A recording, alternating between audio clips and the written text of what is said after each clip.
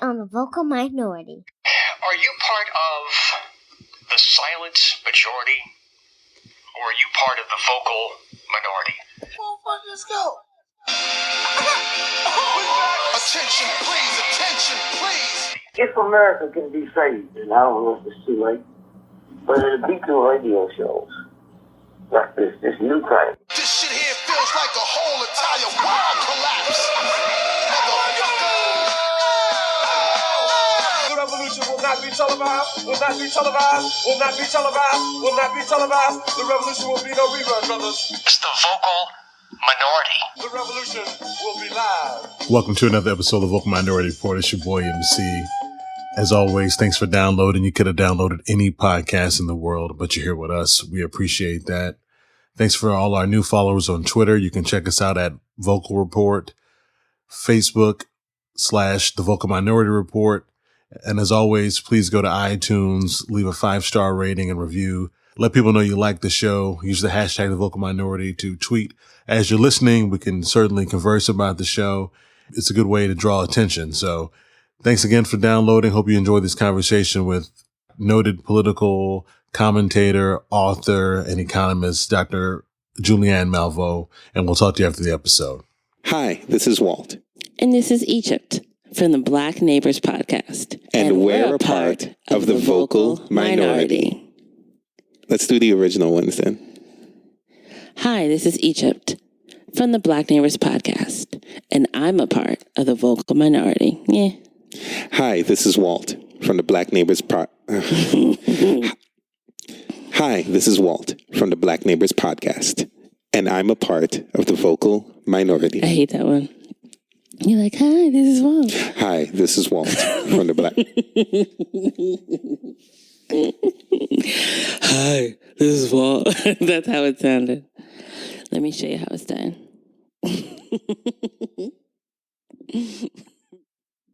Our guest today is an economist, noted author, and colorful commentator who has long been recognized for her progressive and insightful observations. She's been described by Dr. Cornel West as the most iconoclastic public intellectual in the country. Her popular writing has appeared in publications like USA Today, Essence Magazine, and The Progressive, with her weekly columns appearing in newspapers across the country. Currently, she's the honorary co-chair of the Social Action Commission of Delta Sigma Theta Incorporated and serves on the boards of the Economic Policy Institute as well as the Recreation Wish List Committee of Washington, D.C. She is also the president and owner of the Economic Education, a nonprofit headquartered in D.C. Her latest book, Are We Better Off? Race, Obama, and Public Policy, a book which takes a hard look at whether or not the Black community has truly benefited from President Obama's time in office, is available now. Ladies and gentlemen, please welcome Dr. Julianne Malveaux to the show. Melvin, thank you so much for having me on your program. I appreciate it. Always good to have an opportunity to talk to our folks on a program like the Minority Report. Hey, well, thank you for coming on. I really appreciate it. I know you're a very busy woman, so appreciate your time this morning. I hope you're doing well. Your point of view and perspective, I feel like, is so noted. I've seen you and read you before. I saw you earlier in the year on with Tavis Smiley. I think at that moment I was like, you know what, I want to get her on the show. And then obviously having kept up with you further into this political season as we've gone. So again, really appreciate it. But I wanted to start off with your book, though, right off the top, because it's a question that I feel like I've asked before. Maybe not your exact question, but I've pontificated about and had people on kind of discussing the meaningful impact of President Obama's presidency to the everyday lives of Black people. I'll just give a little background here. You know, like in my lifetime, and I'm only 34, but I never thought that we'd have a Black president. Like, it was not even something that really crossed my mind, you know, just living in this time. And then the fact that it actually happened in my grandparents' lifetime, who were 89 and 86, you know, and my grandfather was a delegate at a couple of conventions in the 90s, and they were able to go to Obama's initial inauguration. So anyway, I don't want to feel like the history and the impact is lost on me. However, it's something that it's kind of hard to put my hand on or quantify, you know, the real impact of President Obama's impact on people of color, Black people. So that's a bit of a long setup, but to hopefully get into your book and your overall opinion on that. But the history is so very important because I, too, and I'm not 34, I'm 62. I didn't think I'd see a black president in my lifetime. And been at every Democratic convention since 1976. And I tried to tell the Bernie people that when I was in Philly that, when African American people participate in the electoral process, we always walk away with less than the optimal. Because we're never, it's a multicultural, multiracial nation, and we are the minority. So we're never going to get what we want. With President Obama, we got the symbolism, but we didn't get the substance. I mean, I think that I don't regret my votes for President Obama. In fact, I was very happy to have voted for him in 2008, a little bit less happy in 12, but still, happy to vote for him because of history. But I had really hoped for so much more than we got, and really am getting some sense in these waning months of his presidency, that I have a friend who says you have to always inspect your expectations. Okay. And what did we really expect? Did we expect Jesse Jackson? No, because Jesse Jackson ran for president, and he didn't win. And Jesse Jackson was very clear about our people. Did we expect Jim Clyburn, who is the highest-ranking African-American in Congress? No, we didn't expect Jim Clyburn because Jim Clyburn didn't run. So what we got was Barack Obama, who was kind of center-left, who had never been very strong on black causes, who had been thoroughly vetted by the Democratic machine. And we got him, and we got a bunch of black people who did not inspect their expectations. So we expected a lot, and we got him doing some very good things around things like health care. I think that his ability to shepherd us out of the Great Recession was good. Notice I said good and not great. Right. But I think at the same time, for example, historically black colleges and universities experienced a cut in funding. For example, he has pardoned some people in terms of nonviolent drug use, but he's pardoned 600. It's less than 600, but I don't remember the exact number. But he's pardoned almost 600. Gerald Ford pardoned 14,000. Wow. Let me repeat that number: 14,000 DAF dodgers with a basically a signature. Right. President Obama has said, his people have said, they've set up a process that, according to people that I've worked with, is very cumbersome, so that they're going through name by name. But if you're a nonviolent drug offender, you should just be released. So he's done some things, and some things that have been good, but there have been a lot of black people who have basically cleaved to substance, to style rather, and not substance. And you've got a lot of black people who actually become absolutely hostile if you even begin to question the fact that this man, though you're typical Democrat, and let me say that, though you're typical Democrat, that this man has not done as much for black people as he could have. In my book, I have a line. I said, yes, we can. No, he didn't. President Obama, I like basically, that. Okay. He didn't push us backward, but he didn't move us forward either. Right. Okay. And I wonder if that has, how do we place, or where do we place the blame? And blame is too strong of a word, probably. But so, we talk about tempering our expectations, but is that a fault of him as a person, as a man, as a black man, or is that strictly related to the office and the limitations of that office and or our, political structure? Or is it a combination of the two, in your opinion? It's a combination of three things, the two things that you mentioned. And then there's also the fact that our community did not push this president. Okay. You will not get fed in your mother's house if you do not bring your plate to the table. Right. If you sit and smell the fried chicken, and say, ooh, that fried chicken sure smells good, but you don't get any or ask for any, then mama will tell you, I'm frying it for other people. Then you can be mad. But if you didn't ask for it, then how dare you leave the house and say, mama didn't give me any chicken. Right, okay. And what we had here is black people who did not push this president, many who were reluctant to push this president, even afraid to push this president. Or, I had many friends in Congress who'd say things to me like, well, he's a black man. We don't want to push them too hard. Well, the GBLTQ community pushed them hard, and guess what they got? Right, exactly. Yes. Okay, that's a good point. Very good point. So, so in addition to the fact that this is a president who had limitations and had been vetted, you also had a community that was too proud of the symbolism to deal with the substance. And I'll tell you, I share the pride. Every time I saw that man get on Air Force One, I smiled. Every time. Or as we said, every time. Right. Yeah. Every time I saw the president get on Air Force One, I smiled. Every time I saw the girls, Malia and Sasha, I smiled. The first Easter egg roll at the White House, I smiled. But that does not turn my brain off. I can enjoy the symbolism and, at the same time, look at the substance.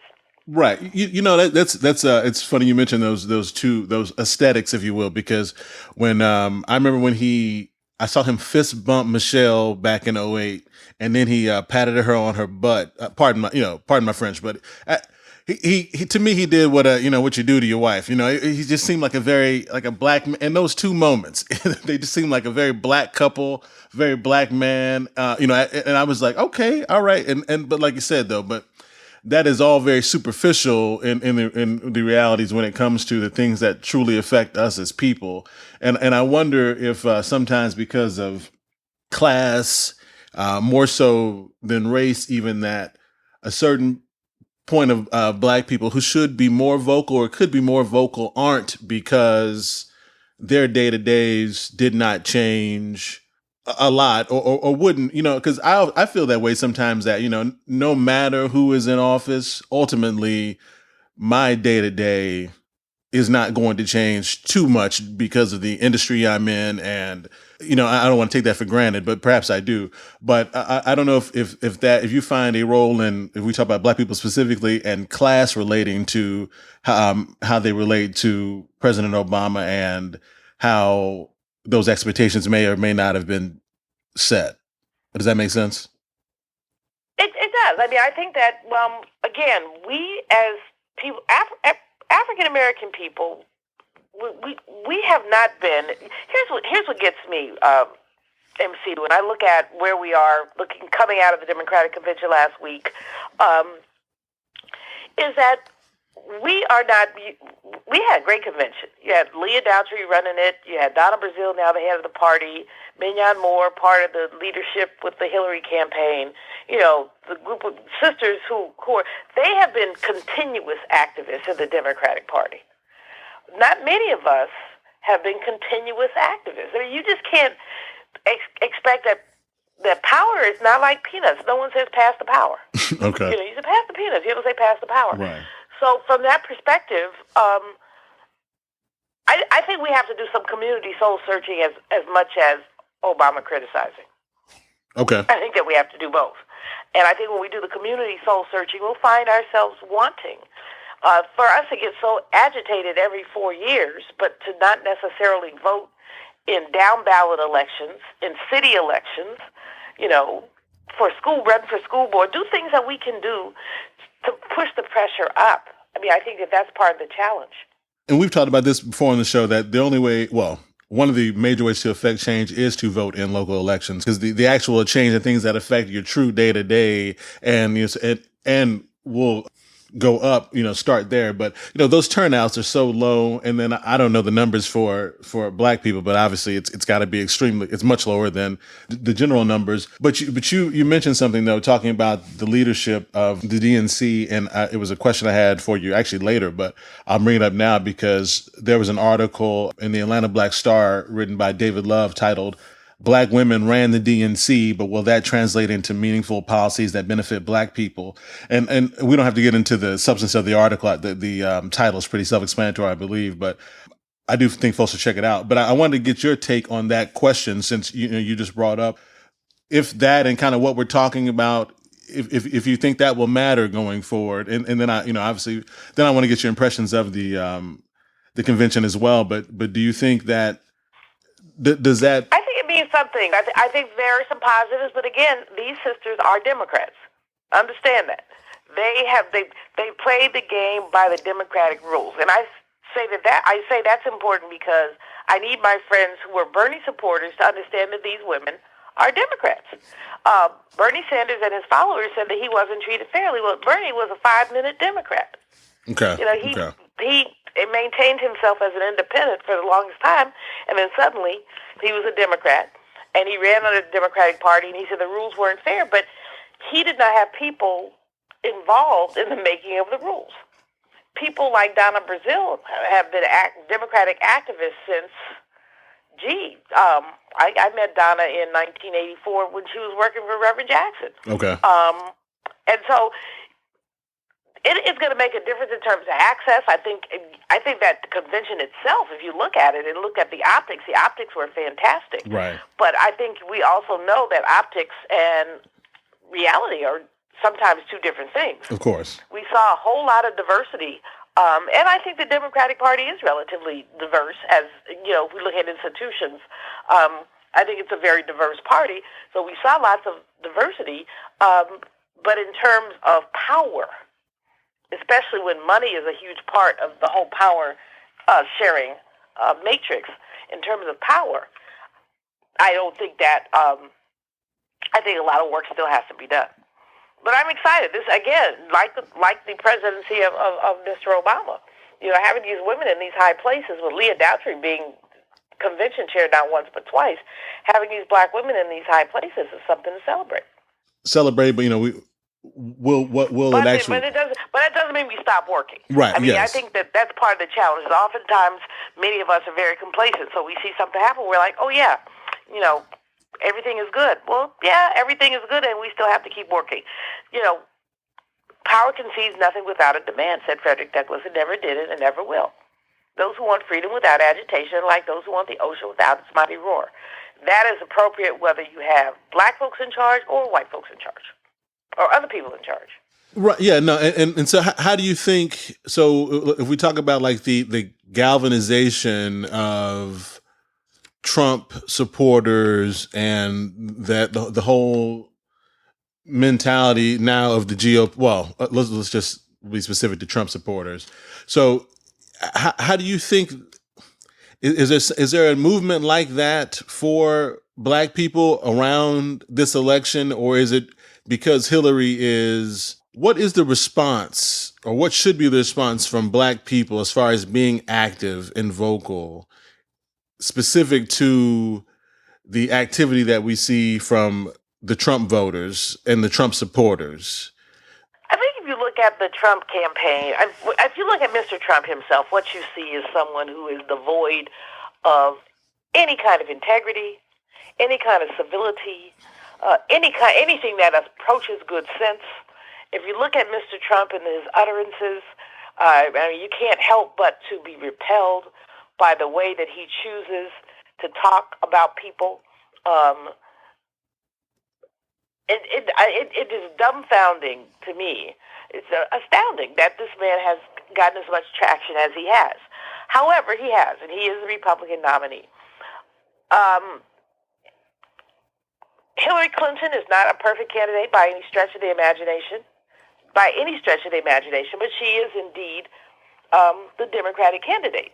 And I think that African American people should have learned from the Obama presidency to be supportive of Secretary Clinton, and at the same time supportive and also clearly very critical and demanding, so that this period from August until November is not the time to demand major concessions. But I think that as soon as the election is done in November, we want to make sure who are your appointees going to be, Hillary? Right. Who's going to be on your Council of Economic Advisors? Who are going to be your Supreme Court nominees? Looking at your cabinet, who's going to be on your cabinet? Who's going to hold your regulatory positions? Those are what are you going to do about HBCUs? And let's just call it down the line. And so I don't think that people, a lot of people know she doesn't get the cakewalk into the White House, but quite frankly, the alternative is stunningly frightening. Right. So I'm going to work as hard as I can to ensure that she's elected, and then I'm going to work as hard as I can to ensure that she is appropriate. listen to what Reverend William Barber said, and I hope you saw him because he was masterful. The minister from North Carolina who leads the North Carolina NAACP happens to be a friend, but other than that, he's wonderful anyway. But listen to what he had to say about where morality is, and essentially, she's going to have to be held accountable, just like anybody else would be. I agree with that, and actually, I did listen, and I read your piece, your kind of recap on your observations of being there too, and you captured that. And one thing I think you captured in the speeches and in the Reverend speech was that you noted that he didn't use the word endorse, but rather that we should embrace her. I believe, and I'm paraphrasing his speech in your writing, but that rather we should embrace, and I feel like that's more accurate in what she needs right now, and kind of what you're saying. That, but there's so much to touch on when it comes to Hillary, because when I read your commentary on her, or I read your commentary on her speech, and you comment on how it exceeded your expectation, full of grit and grace, humor, humility, and respect, and was reaching out to the Bernie folks, and you could hear the glass ceiling shattering, and all those things I felt when I listened as well. But I feel like a lot of America did too, sensible folks. But there's still something about Hillary, and as you said, she's not the perfect candidate. But can we talk more about why you think that she lacks whatever that is? Because I feel that she's qualified. I respect her position as secretary, senator, all of her accomplishments prior to being, first lady, I think speak for themselves. And then obviously, since her career post first lady, but what do you think it is about her specifically that just does not resonate across the board, or is it related to gender? Is it related to her being a Clinton? I'm sure it's probably too much to put in one category. Hillary has been in the public eye for more than 25 years. Right. So people have had a lot of time to make to take impressions of her, from her. She, I think, is a brilliant woman. I've spent a little bit of time, not a lot. I'm not her friend. I couldn't say that, but because she doesn't know me that well. But I've been in her company. I think she's smart. I think she's delightful. I think she's also very cautious. And why wouldn't she be cautious? She has lived a really good portion of her life in the public eye, and people have seen it, and people have been critical of everything from what she's had on her body to her head. What's people talking about her hairstyles to her marriage? Right. How she reacts to infidelity? Right. Yeah. Right. Exactly. And people are talking about she's an enabler, and the ultimate explanation might be that she's a woman of God.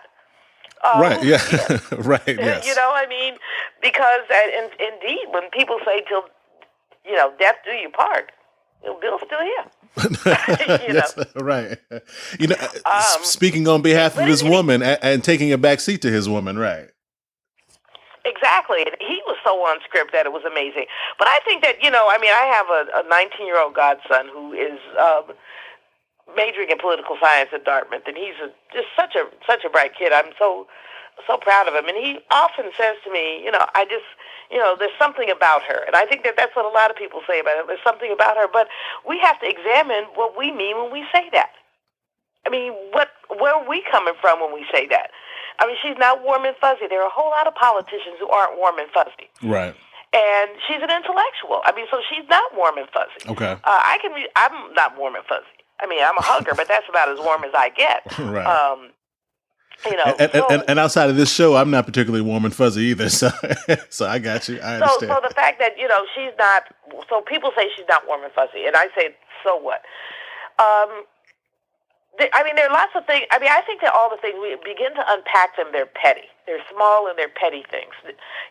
People are still talking about all the crap that happened in the first year of the Clinton administration. That was 1992. That was more than 20 years ago.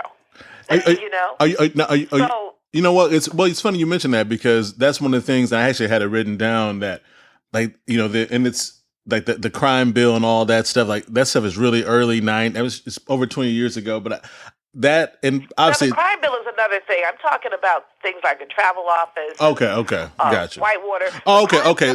Those things, I got you. Okay, right, yes. The crime crime bill, I think we have to contextualize. The crime bill happened, I believe, in 1994. The Republicans had the Congress. We had crime rates in our nation that were soaring. Of course, stereotypes put a lot of that crime on African American people, even though we know that, white people commit crimes too. Right. Not two, more. Well, yes, and there's more of them, and I've always, by virtue of that, there's always the numbers always going to skew more towards them. We just get lost in these silly percentages sometimes, but yes, but there's always going to be more of them committing crime. But when you contextualize a crime bill, what you saw was a congressional response to rising crime rates. I think many of the rising crime rates had to do with economics and drugs, with people looking for work and not finding it, drugs being dumped in the African American community, quite frankly, and all of the side effects that come with drugs being dumped into our community.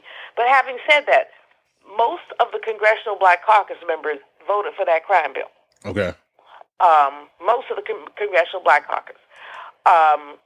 The crime bill was an extraordinarily imperfect bill that was a result of some compromise. And so there are legislators who today will tell you that there was some good stuff that was in that crime bill, while there was some horrible stuff. 3 strikes is horrible. There are a number of things that were just horrible. But legislation, watching legislation being made, as someone said, it's like watching sausage being made. Right. If you watch sausage being made, you never eat another sausage. That's correct. Because they throw everything in there. Right. And that's a lot of what happened with legislation. Furthermore, this is a dilemma that Hillary Clinton put herself into, but let's be clear. Hillary Clinton was not the president of the United States when the crime bill was passed. Correct. Her husband was.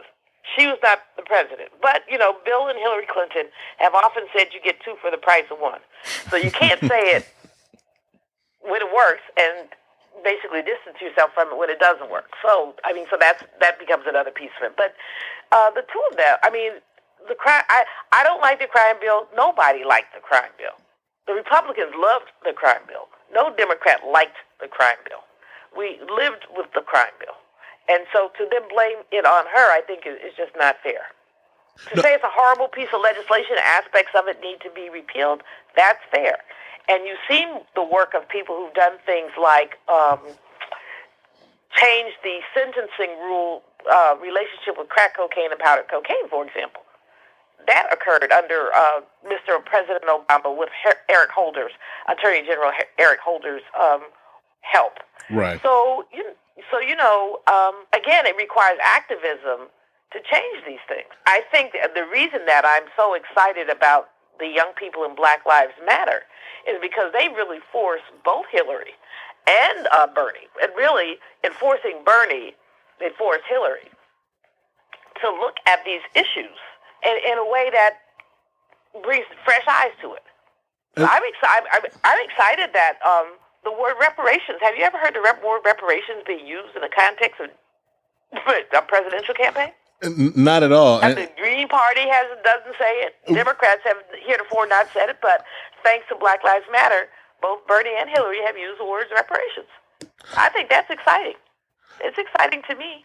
No, yeah, and it's definitely exciting to me. So what you've seen is two things. You've seen a movement come out of, as a result of these police shootings of unarmed black people. You've seen a movement emerge from that, and as part of that movement, you've seen essentially young people push the agenda and force the issue. And that's what's going to be needed no matter who's elected past November. It's for people to continue to push the agenda, move the issue. Right. That seems to be the most appropriate response. And actually, it's one that I was obviously born out of something else, but it seems to be now the response to the, as I mentioned, the galvanizing of the Trump supporters, or which a lot appears to be that backlash, the adverse reaction from Obama's presidency, these last 8 years, that all this, who knows if one has anything to do with the other as far as the shooting of unarmed black people and killing of black people. But, it has certainly come under fire in the last, 2 years specifically. And especially with the backdrop of this election, that Black Lives Matter is able to push the envelope and truly affect some change, and or at least make an effort, a strong effort to affect that change. So yeah, no, that's a very good point. So speaking of change and things, since you were there at the convention, I don't know tons about the Bernie delegation, and you wrote some comments about the Bernie supporters and your observations, but I wanted to ask you about like the Bernie walkout, the Nina Turner. Were you privy to, or what information do you have on that regarding like Nina Turner and those issues? Sure, a couple of things. Nina Turner was supposed to put Bernie's name into nomination, be one of those, and she was taken off the program. She was taken off the schedule. I guess her speech did not pass muster. There was a lot of anger and resentment around that. I wish it hadn't happened. I'm a big Nina Turner fan. I met her when she was running for Secretary of State in Ohio. We have mutual friends. I think she's a brilliant woman, very well-spoken, and not only well-spoken, I mean, that's just a very committed progressive activist. And she would have been value added. I think that the campaign, the convention, the leaders of the convention may have worked a bit too hard to have unanimity in terms of voices. But I guess they didn't want a Ted Cruz moment.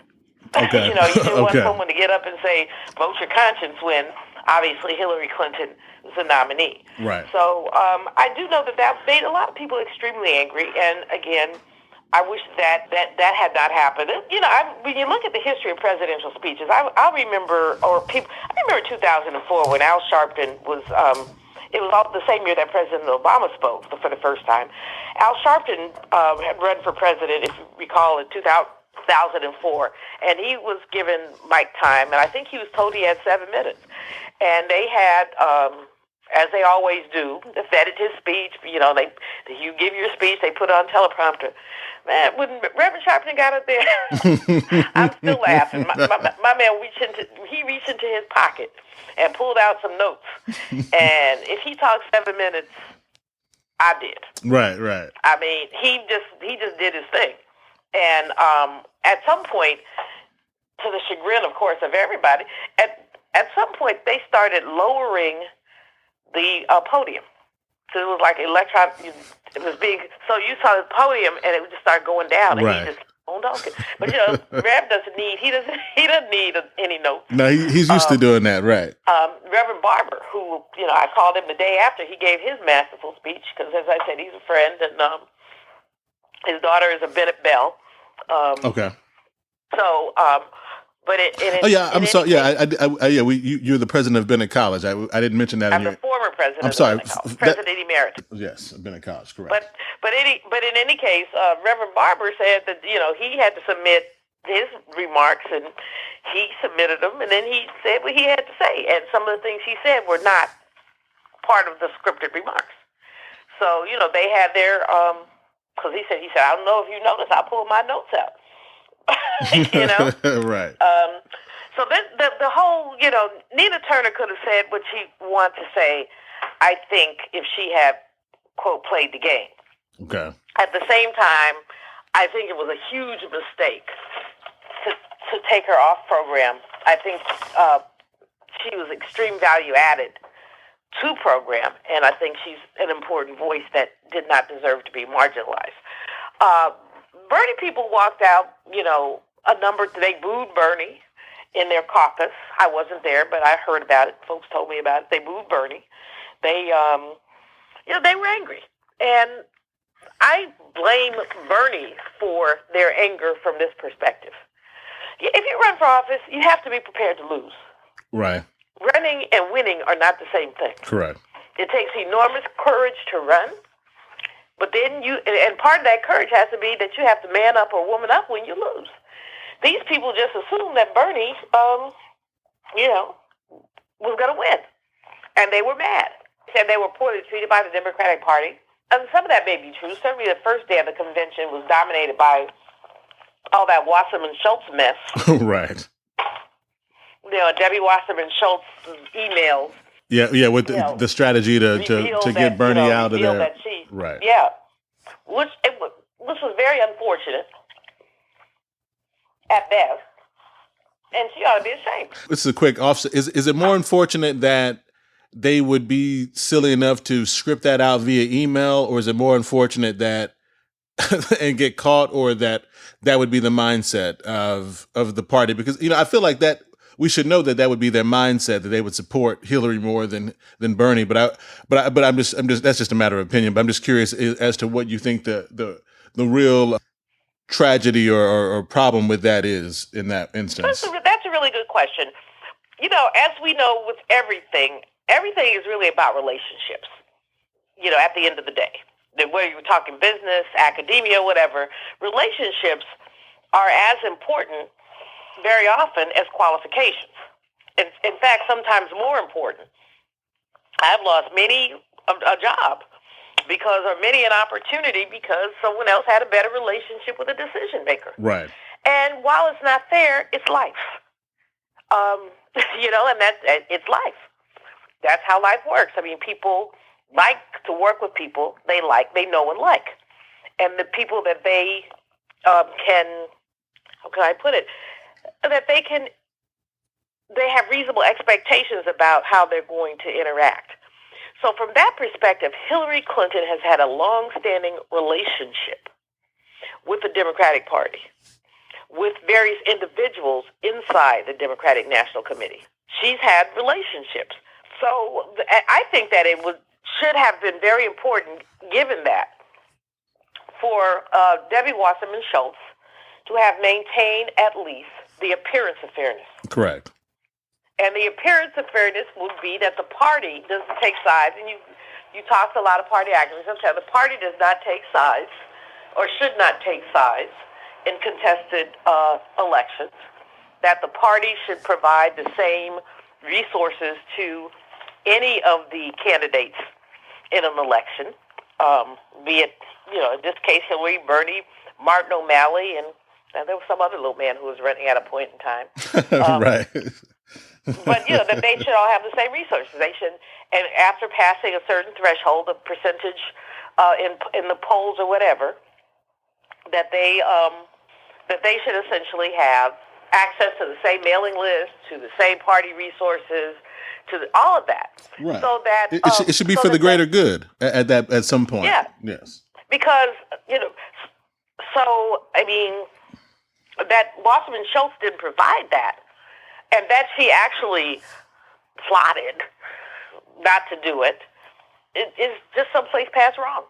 Okay. Yeah. And that so she ought to be ashamed. I mean, no one should ever be ashamed of their relationships, but they should definitely. There's right, there's wrong. I mean, there's a wink and a nod. So I'm sure that Hillary could probably have gotten things more quickly, and other things. But there is just being fair. However, let me say this to flip it. I do know that, again, this is all sort of inside baseball, having talked to friends. Right. Well, and that's why we wanted to have you on, too, to get that perspective. Is that the Bernie people were not, frankly, ready for prime time. And so things were requested of them. And it took them longer to get back to people than other people did. Okay. And so there are a lot of things where my thinking about the Bernie campaign is that Bernie Sanders ran to make a point. Antipathy toward Hillary was so high. Antipathy toward anger about the uneven distribution of our economic recovery has been so high that his campaign took off.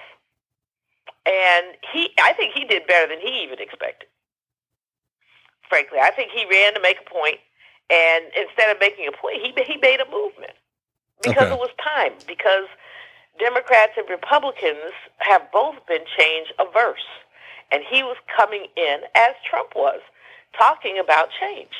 Now, the change that he was talking about, Trump was talking about two different things, but he was coming in talking about change. And so he caught on. He did extraordinarily well. He challenged this candidate. He made her a better candidate.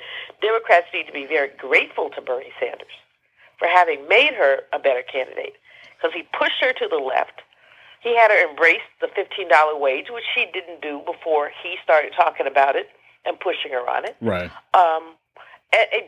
The free college tuition, which I have mixed feelings about, that's a whole other story. Okay. However, she went from something very tepid to something far more supportive, and opens a door for higher education leaders to really work with the White House and with the Congress in dealing with issues of college affordability. So, but he did better than he thought he was going to do, I think. And that's why, and he never essentially did the rules of the game. If you looked at if you look 8 years ago, as soon as Hillary Clinton saw that she didn't have the delegates, she folded. She endorsed President Obama. Her people, I remember 2008, I was at the convention in Denver when there were these women who called themselves Puma, okay. P-U-M-A, stood for Party Unity My Hind Parts, and it wasn't hind parts. Okay. They were very angry, just like the Bernie people were. They walked out of convention, and one woman went to the Republican convention the following week and supported Sarah Palin, which was crazy. And but anyway, people do what they do. So what I'm saying is that the intense anger of the Bernie people is not unusual. Okay. I think that many of them will come around. I think maybe 10-15% of them won't, and that's okay. But I think that if we look at the future of our nation, as opposed to just I think it's Hillary's the one. Okay. Trump certainly isn't. Right. I mean, I am amused by the people who seem to think that Mr. Trump will do well by black people. Really? Yeah, I don't know a whole lot of those black people, and I guess that'd be fortunately that I don't. You know what? Really, I don't know a whole lot of Trump support. I know it sounds weird and almost cliche to say, but or maybe they're just closet. Well, I don't know. Well, I know one or two because they're through politics, but right, I ran yes. into Omarosa at the convention. She was there. Oh, okay. And of course, she's going to be his. And she was at the Democratic, of course, and she's going to be the head of Trump's African American outreach, which I think I find amusing. I know her name, Omarosa Manigault Stallworth. I guess it's not her name anymore, but I only know that because of Trump in The Apprentice. So I guess she's got to ride with the one who brought her, dance with the one who brought her. So, but that's just that's what they always say, don't they? Right? Yeah, yeah. But okay. So yeah. So I guess she was just anyway. All right. I'll leave my opinions about her for another show. Okay. But no. Yeah. I don't. She's doing what she does, right. And she's a smart woman. Correct. Yes. She's good people. Yes. But at the same time, as you say, you know about her through Mr. Trump, and she has been very eager to get on that bandwagon. And I suppose that if Mr. Trump were elected, that she would have a visible role in his administration. And I guess it's up to you to decide whether it's a good thing or not. Correct. Right. Yes. But again, my time, effort, energy, and money are going to Hillary Clinton. Right. I'm excited that she's in the race. Okay. I think that she makes a huge difference any number of ways, and that's that. I think that we need to support her. And we've been a little tepid in our support. We actually did an episode. It was called "Tepid is the New Black." Was the name of the episode. Because, interesting. I like that. And I don't take credit for that. Actually, one of our guests, Kevin Bartini, he's the one that mentioned that. But it was, we were talking about this, and when he said that, I thought it was very apt for what we do. Tepid is the new black. But okay, so I know you've got to run, but I've got one last question for you because it has to do with the use of the term minority versus marginalized, and I bring it up because our guest last week was Christina Wong. She's a Chinese American performance artist and writer and a lot of things. But we talked a little bit about the election, but more so about racism and how she sees it as a Chinese woman or as an Asian woman. And but anyway, we got into the terms of my use of the term minority, obviously in the title and just generally. And I think you use it at the top of the interview. And then obviously you also use the term marginalized when talking about the actual impact of what's happening. So her question to me was about that term and she was making the point that using marginalized is better than using minority, and maybe that better is too strong of a term. But I wanted to get your just opinion on that as far as when it comes to. I thought marginalized had much more of a negative connotation, and so when I'm talking about us, I don't want to use marginalized, but if I'm in the context of an actual conversation, it makes sense. So I don't know if there's a question in that. I hope there is, but I just want to get your opinion on the two terms. From a semantic perspective, I usually use a term. I usually talk about black people as black people and other people of color as people of color, and it's also, quite frankly, soon to be inaccurate to call the combination of people of color minority, because we are about to be, in probably a generation, the majority. 2042. That's the right. So just from a semantic perspective, I think that all these terms need to be essentially examined. Okay. We use a term. I use the term minority at the start of your show because that was the name of your show. Okay. And you use the term to describe your show because you're basically looking at people of color issues, and people of color are still minority. Correct. And so to describe the show, using the word minority is not inaccurate nor distasteful. It's real because it basically describes what you do. All people of color are not marginalized, however. There are marginalized people, marginalized by class, and many of those are white. Marginalized by most people of color are marginalized, but not all. And we have to begin to talk more. We have these conversations about class and about the extent to which, when we talk about class, people who do not have the income or the conditions, people who college could be furthest from their mind. Right.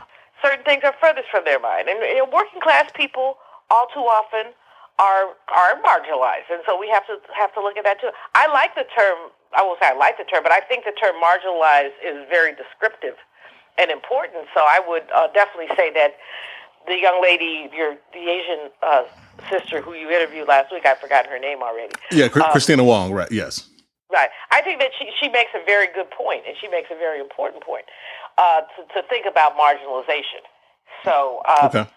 I would simply say that as we fight for social and economic justice, we should be careful and thoughtful about our vocabulary. I agree. Careful and thoughtful. I'm not saying that any particular description is right or wrong. I'm just saying that it's what you said to me is a reminder for me, and hopefully a reminder for your listeners, and a reminder for all of us to be both careful and thoughtful about the words we use to describe the situations we're in, the people who are in those situations, and what that means. No, we will not. People of color are not going to always be a minority, and some people look at the word minority pejoratively. Right. And we need to, have conversations about that. Why do you see that as a pejorative? But marginalization is a word that really describes a relationship to an economic system. And if you look at that, so we've got marginalized people who are not employed, and we can go down the list and call the roll about all the things that contribute to marginalization. But it's a term that's useful, and as I think about it, is a very visual term. Right. Yeah. Like I said, the connotation I think is, I say negative. I don't know, but I feel like it's much more visceral when you say marginalization or marginalized versus just saying minority, because you're putting a real face to that. Everyone can figure out or equate what the margins look like, or being in the margins. It's very it paints very that. Much so. Yeah, it's very descriptive. So, and that's why I was just. I was a little like, I think that's a little more negative than I mean when talking about the collective us. However, if that's what we're feeling at the time, it certainly it makes sense at certain times. So anyway, I'm glad we got to have that dialogue to kind of hash it out further. So yeah. Thank you. Actually, thank you for raising that, because as I said, it gives me something to think about, really, in terms of when we sort of think about, semantics. Correct. And yes. I think that semantics are as important as anything else, because, words have power. Right, yeah, especially in this day and age where it's all, it's Twitter, 140 characters, it's sound bite. Well, it's probably always been sound bites and everything else. But when we're talking about the language, Black Lives Matter, then Blue Lives Matter, and all these hashtags, everything is so, catchy, bang, bang, bang. We have to be very intentional, as you mentioned, in what we say, especially in this new paradigm as we shift, changing from a black president for good, bad, and different, that level of representation. Now what we will have, hopefully with Hillary coming in, and then having to still make a stand and come out of the margins, I guess, as best we can, and try to combat Trump and whatever's happening over there. So I know you have to go. So I really appreciate your time this morning. Appreciate the conversation and the insight. And I also thank you for interviewing me, and my book is available on Amazon. Yeah, that's what I wanted to say that. Right. I was gonna throw it back to you to mention the name of the book and to say where it's available. So yes, so yeah. Okay, so the book is called "Are We Better Off?" and the subtitle is "Race, Obama, and Public Policy." It's a collection of columns, but it's also got significant new material, the introduction that talks about hope in history, that puts our president in context and talks about the way he's been treated, but also about the way he treats us.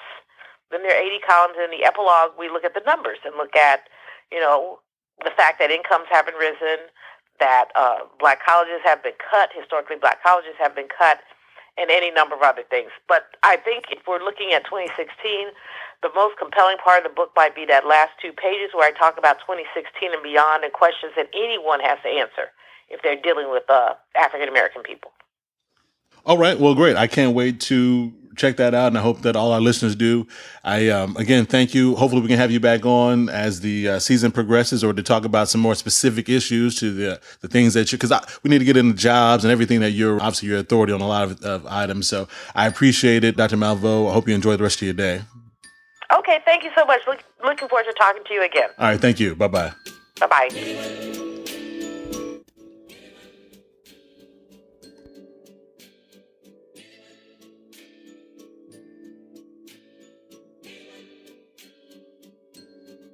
Hey, thanks to Dr. Malveaux for coming on the show. Hope you guys enjoyed our conversation. Make sure you check out her book, Are We Better Off? Available on Amazon and where books are sold. Follow the show on Twitter at Vocal Report, Facebook at The Vocal Minority Report. Go to iTunes or your podcast app on iOS. Type in The Vocal Minority Report. Leave a rating, leave a review, tell a friend. Thanks again for downloading, and we'll talk to you next episode. Peace.